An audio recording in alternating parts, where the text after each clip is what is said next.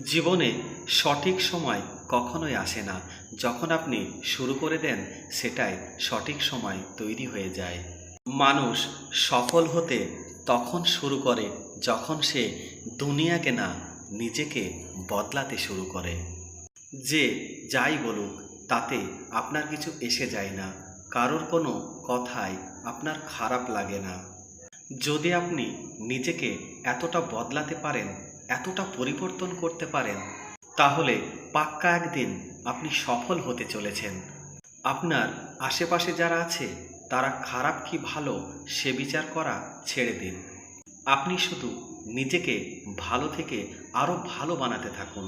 দুনিয়ার সব কিছুই আপনার নজরে ভালো লাগতে শুরু হয়ে যাবে।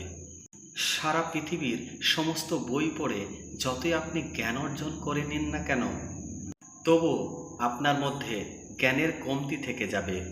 যদি আপনি নিজের ভিতরের আত্মজ্ঞান অর্জন না করতে পারেন, নিজেকে নিজে না জানতে পারেন, বাইরের কোনো জিনিস আগে এগোনোর জন্য আপনাকে বাধা দেয় না।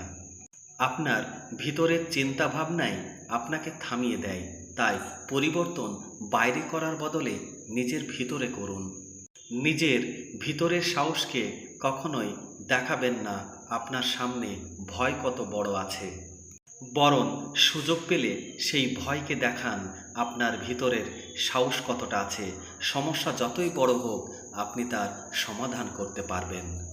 হেরে যাওয়ার ভয়েতে যদি আপনি স্বপ্ন দেখা ছেড়ে দেন, তাহলে আপনি শক্তিশালী না, আপনি একজন কমজোরি মানুষ। তবে যদি জীবনে সফল হতে চান, আপনাকে এতটাই কমজোরি হলে চলবে না। বাধা বিপত্তি সমস্যাকে দেখে থেমে গেলে হবে না। মনে রাখবেন, জীবন প্রত্যেকটি লুজারকেও লেজেন্ড হওয়ার একটা সুযোগ অবশ্যই দেয়। তাই সমস্যার অজুহাত দেখিয়ে আপনার সামনে আসা সুযোগগুলোকে চলে যেতে দেবেন না। প্রত্যেকবার হয়তো আপনি সফল হতে পারবেন না, প্রত্যেকটি সুযোগকেই হয়তো কাজে লাগাতে পারবেন না, কিন্তু চেষ্টা করতে থাকলে কোনো একটি সুযোগ আপনার জীবনকে সম্পূর্ণ পাল্টে দেবে। আপনার ভাগ্যের তালা খুলে দেবে।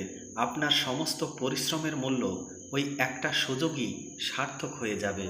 কারোর কাছে হাত জোর করে প্রতিষ্ঠা পাওয়ার বদলে নিজের দমে নিজের পায়ে দাঁড়িয়ে কিছু প্রতিষ্ঠা করে দেখান।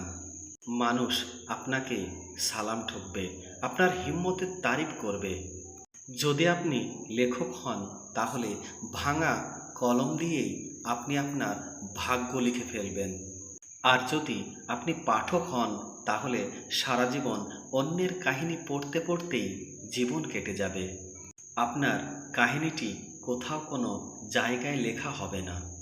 কেন হওয়ার চেষ্টা করছেন অন্যের মতো, যখন আপনার মতো এই পৃথিবীতে দ্বিতীয় আর কেউ নেই? আপনার পরিচয় তৈরি হবে আপনার চরিত্র দিয়ে, অন্যের চরিত্রকে নকল করে নয়। বন্ধুগণ, কথাগুলো ভালো লাগলে লাইক, কমেন্ট এবং প্রিয় বন্ধুদের মাঝে শেয়ার করতে ভুলো না। সকলে ভালো থেকো। ধন্যবাদ।